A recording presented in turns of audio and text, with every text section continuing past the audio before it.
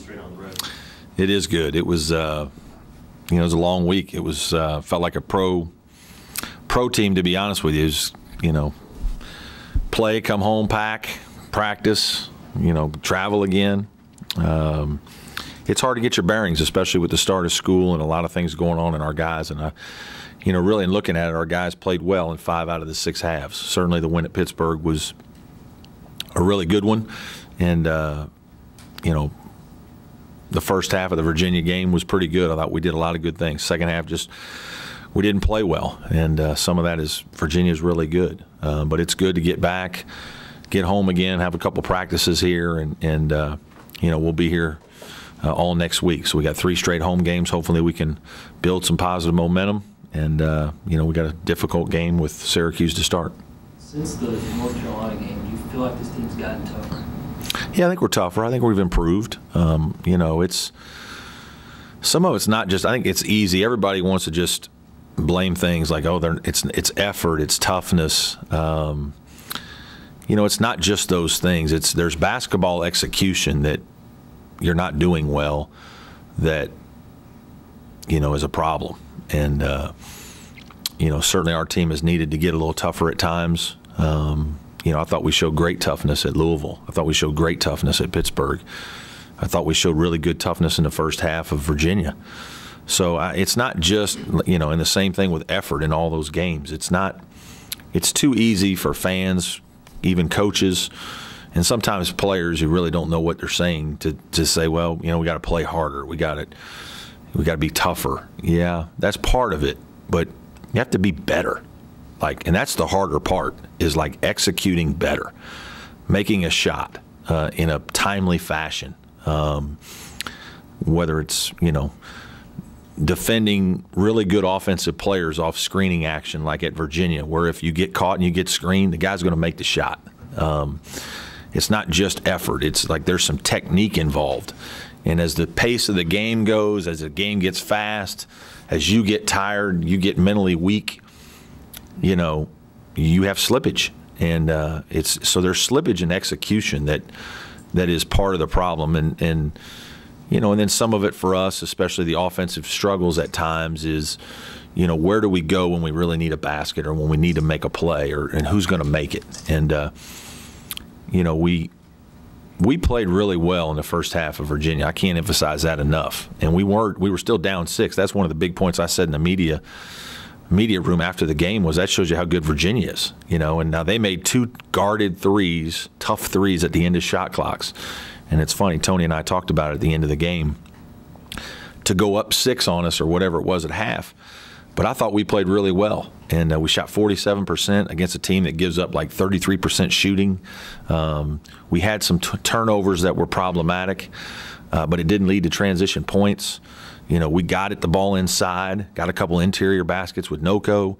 I just thought we did a lot of really good things, both execution, effort, toughness, all those things. And then in the second half, as what happens when you get on the run against a very good opponent in an environment that is phenomenal, it's hard to turn that tide back. That's why I was so proud of our guys at Louisville. They went on a 17-0 run. We finally turned the tide back with 2 made threes, and then I thought we controlled the next 8 minutes of the game. 6 to 8 minutes, I thought we outplayed them again to get it back to 2. And I think that shows really good toughness. I think Pittsburgh made their run and tied it at 42 or 44, and we executed, made a great pass, Roper to City for a layup, and then I think we closed the game out in a really convincing fashion. So we certainly have shown some improvement. You just consistently play these kinds of caliber of teams, and you have a poor 5 or 6 minutes, and you're playing a Louisville, you're playing a Virginia. They're going to go on a 15-0, 15-2 run, and it's hard to come back from that because they're so good. And so it's a combination of a lot of factors. 16 games in, 15 or so left. What's it going to take to get a little more balance from the bench rather than just those front 5? I don't have an answer for that. Our bench has to play consistently better for us to win these kinds of games. We don't have that guy that's going to go get us 20 and sometimes 25 or 26 or 30 occasionally like KJ did. I just don't see that happening. and our frontline guys, our starters, wear down some in games, and that's what's happened to us a little bit this year. You know, we haven't played as well sometimes in late in games. We've had a lead or whatever, and I attribute some of that to just our bench hasn't played as well, and our starters have worn down. And you know, we've had to lead in a bunch of games. Most of the games we've lost, we had a lead at one point or another, especially in the non-conference. And those guys need some confidence, and I don't know how else to give it to them. They got to make plays. You know, certainly a big part of the win at Pittsburgh was City, Josh, and Jordan played very well. Jordan's threes at the beginning of the game, it really gave us momentum.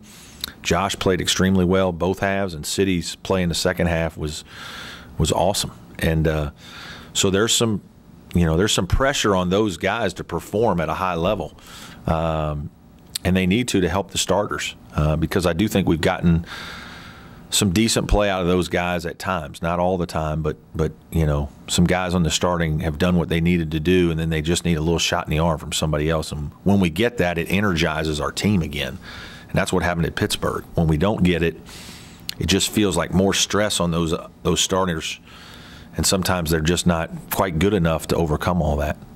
What makes Syracuse's zone defense so effective, and kind of what's the key to attacking it? I mean, why it's so good is, number one, the coach. Their coach is, you know, Coach Boeheim is one of the best, and they play it all the time, 100% zone defense. So every day in practice, they practice zone. So they master the 4, 5, 6 basic zone concepts that everybody tries to run, and they guard that like most teams would guard traditional 4-on-4 shell drill that we all do for man-to-man. And they're better at that than most people. The second thing is their players are bigger than almost any other team you play against consistently along the front line. And so you're on the wing and trying to, the guy in the short corner, get the ball to the short corner, get the ball to the short corner. Well, that guy you're trying to pass it around is 6'9" with a wingspan of 7 feet, and it's like we don't have anybody in. I mean, we have to make Landry Noko the center of the wing and the other wing if we're going to practice against that. And you just can't simulate that. So when you get into the game, it's not the zone stuff that works in practice sometimes doesn't work as easily. You can't get it to the spot it needs to get to. Their closing speed to block shots at the rim, their closing speed to get the second cutter, if you will, on a zone offense is better than most because of their size, length, athleticism.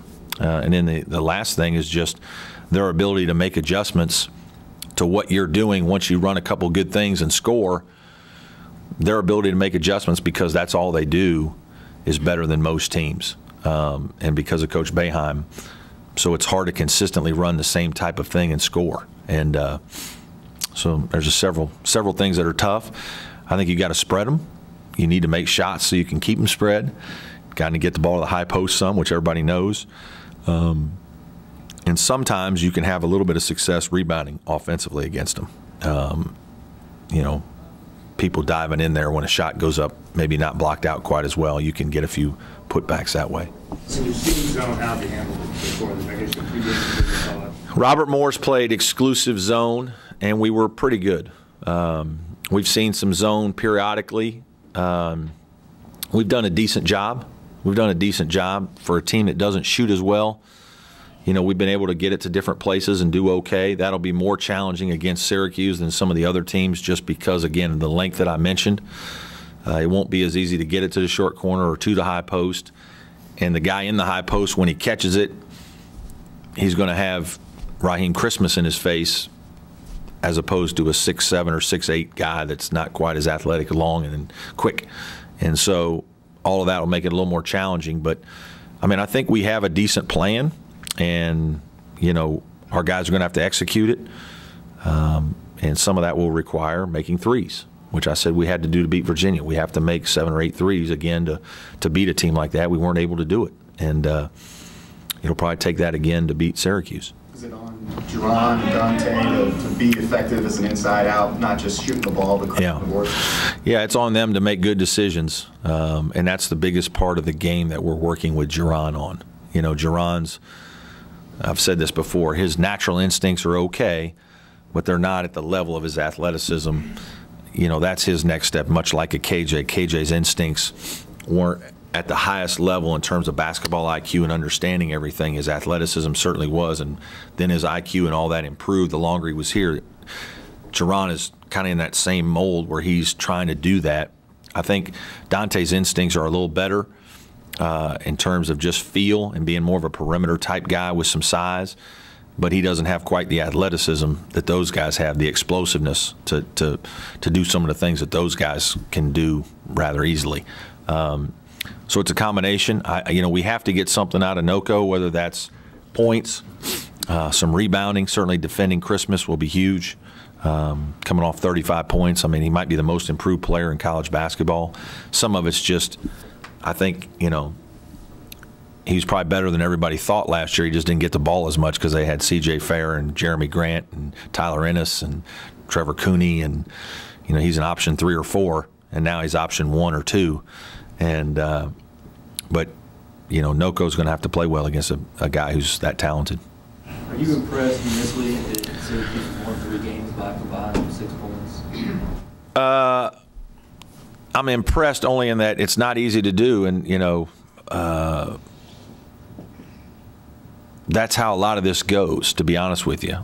To be honest, it's the difference at the end of the season and you finishing 7-11 versus 11-7 is so close that people sometimes don't understand it. You win a couple of games on a last-second shot, or you make a couple free throws, or you get a big stop. We had a good year last year at 10-8, and we won a bunch of close games. We won our share of close games. You're going to be in a lot of close games, and you got to be mentally tough enough to find a way to grind out 2 or 3 more tough wins than maybe you're supposed to, or if you want to finish at a high level in the league, you got to win a few more of those games than the other. If those go against you, you're quickly 7-11, or if you're competing for the league championship, you're not 13-5, you're 9-9, and it usually boils down to 3, 4, 5-point games, and a lot of times those games are guard play. There's a guard on your team, perimeter player on your team that can make something happen at the end of a game to go win a game, get somebody a good shot, get fouled.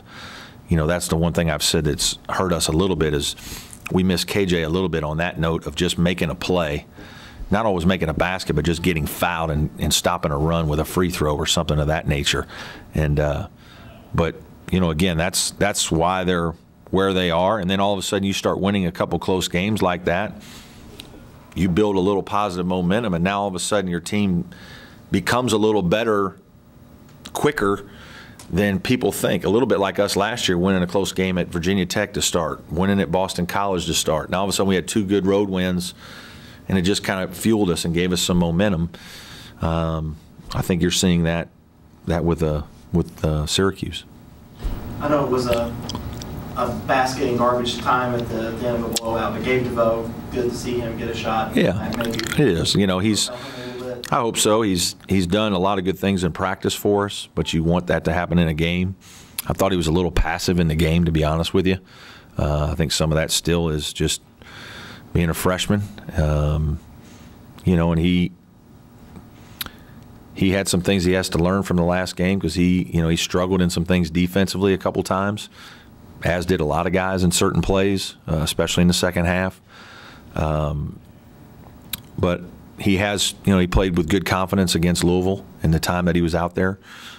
He didn't turn the ball over or really make any silly plays on offense. He just wasn't quite as aggressive as he needed to be in certain situations. And, yeah, for him to jump up, make a shot, made him feel good, get him going, hopefully that sparks a little bit of, positive confidence for him to take the next step, which, he needs to do. You're just always hoping that there comes a point when certain guys kind of get it or it clicks a little bit and you feel comfortable, and now you can start producing. Some of us remember Devin Coleman as a freshman, up through Christmas. I mean, Devin Coleman had a really hard time. I mean, he had a hard time with everything. And then about middle January, late January, early February, he started to kind of figure some things out and played better. And then had some really good games down the stretch. Maybe a guy like Gabe or somebody can do that for us off the bench. Brad, how about offensively? There's always so much talk about what Syracuse does defensively. What about what did they do to make them successful? You know what? They have good players. They always have. I mean, at the end of the day, they usually have 2 or 3 pros that they keep things relatively simple. They run their 8 to 10 actions, you know, to put their best players in a position to be successful. It's Raheem Christmas on the low block in an area where he's isolated, understanding where the help's coming if he needs to get rid of it. You know, they're finding Cooney in transition and running some handoffs and some screening action or 2-man game for Cooney to get him shots. Michael Benajay with the ball, in transition, off-ball screens, in space, you know, a little bit of high-low look to help isolate Christmas. It's not complicated the way they play, but they just have very good spacing because they have good players. You don't have to be, you don't have to be as complicated. You can be a little more spaced and just give those guys room to make plays, and they play with very good confidence. You know, they don't turn the ball over a lot. They're unselfish. They share the ball, and guys accept their roles. You know, it's you know, that's one of the amazing things that Coach Boeheim does is, and some of it is, you know, when you get to their stature, guys just naturally do what a guy who's won 800 to 900 games tells you to do. They don't even play a lot of guys sometimes, 7 guys a lot of times. And there's guys sitting on that bench that are top 50 players in high school that, you know, you're amazed that they're over there and they're waiting their turn until it's their turn. And then when it's their turn, they get to be a bright light, and they're ready to do it. And I think he does a very good job of managing those situations, and guys understand when it's their turn that they're going to have a pretty good green light, and their top 3 or 4 guys usually do and go pretty good. Is this another game you maybe use zone early again? Might. You know, I told you that I didn't think that the Virginia game was going to be a good zone game. We tried it a couple possessions.